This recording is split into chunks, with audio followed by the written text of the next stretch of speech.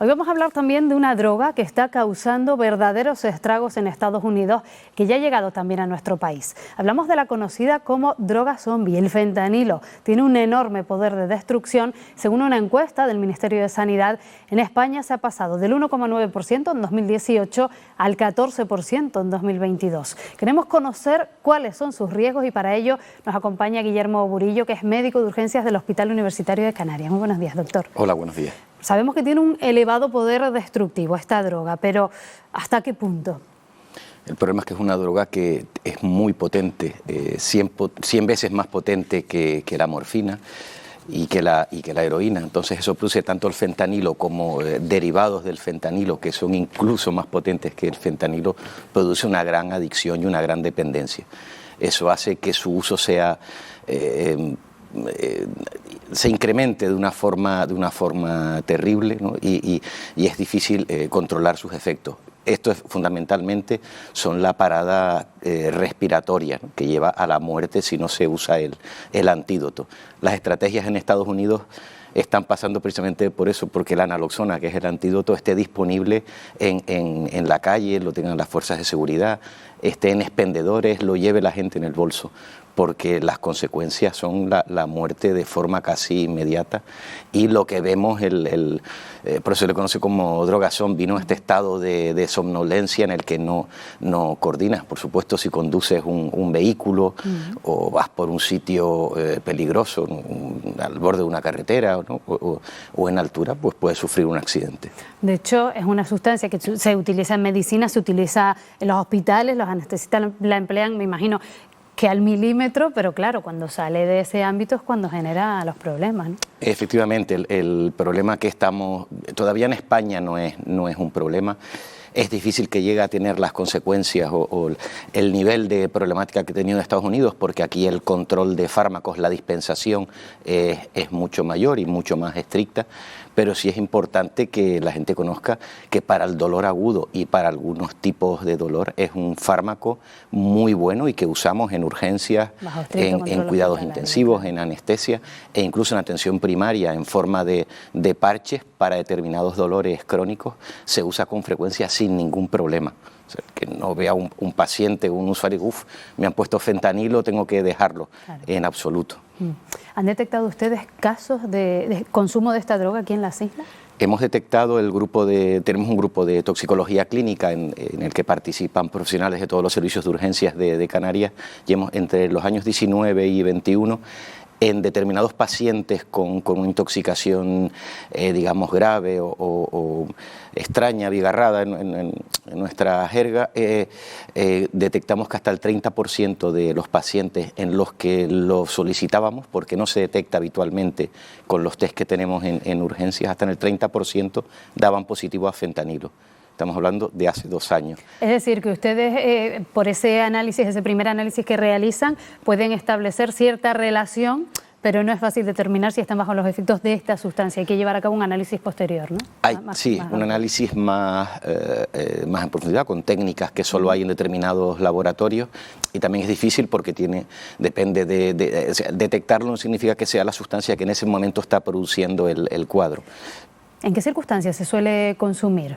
¿O si es posible establecer una especie de perfil del consumidor? Todavía no podemos, ni en España ni en nuestro caso en Canarias hay un perfil definido, porque no se sabe si se usa como sustancia de corte sin que el usuario sepa que lo está consumiendo, hasta qué punto lo está consumiendo de forma proactiva, o sea, que él quiere consumir. No parece por ahora que sea ese el perfil.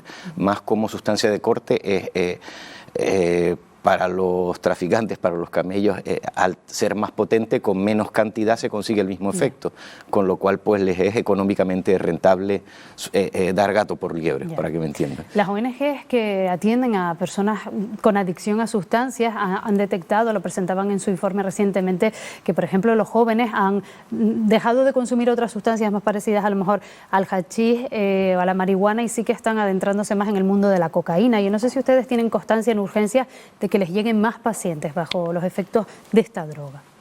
Pero el fentanilo... No, ahora me refiero a la cocaína en este caso. La cocaína sigue siendo la principal droga que vemos en los pacientes que vienen con problemas agudos en urgencias.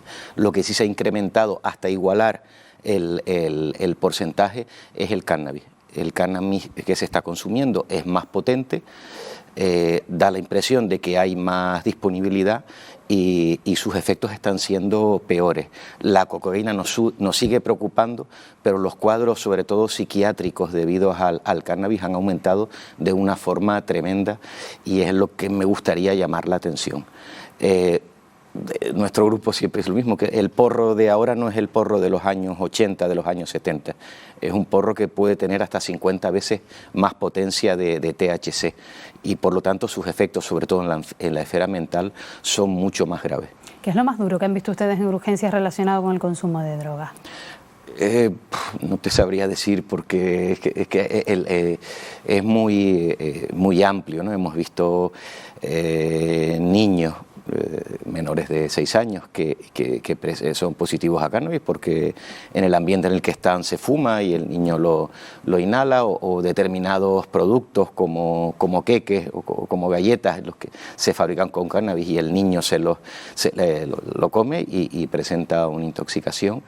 Y por supuesto los cuadros psiquiátricos, insisto, son unos cuadros terribles, ¿no? y de presentación, ¿no? que obliga a hacer una contención química o mecánica en algunos casos de los pacientes porque el delirio que presentan es terrible, ¿no? O sea, cosas que no veíamos hasta hace 5 o 6 años, ahora vemos todos los días en urgencia. Pues hablando de urgencias, queríamos aprovechar también para preguntarle por esa situación que se está viviendo estos días en el Hospital Universitario de Canarias. Los sindicatos denuncian situaciones de colapso, dificultad para dejar a los pacientes por falta de camas. ¿A cuántos pacientes más o menos están atendiendo ustedes de media cada día? Estamos entre 250 y 280 pacientes día. Pacientes muy mayores están precisando ingreso, muchos más. La gripe está... No es que esté empezando, o sea, ya desde hace un mes estamos viendo muchos más casos, gripe más COVID, otros virus respiratorios, y eso hace que la necesidad de ingreso sea mucho mayor.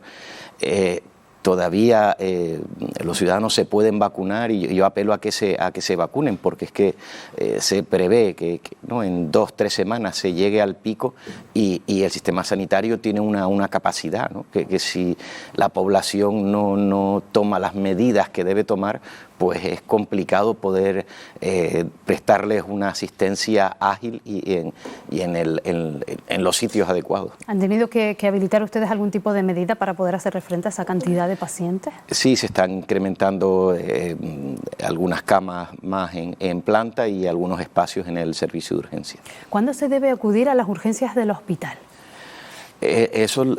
Lo ideal es llamar al 112 y es el que derivará al paciente bien a su centro de atención primaria o en los casos que se precise al hospital.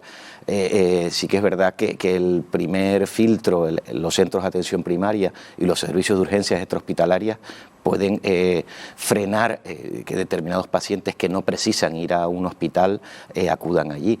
Los servicios de primaria se han dotado de analítica, se han dotado de radiología, con lo cual pueden hacer diagnósticos de una forma más certera y hacer que los pacientes no tengan que acudir a los hospitales de tercer nivel. Bueno, ahí queda ese mensaje, por tanto. Guillermo Burillo, médico de urgencias del Hospital Universitario de Canarias, gracias por toda esa información. Buenos días. Gracias a ustedes.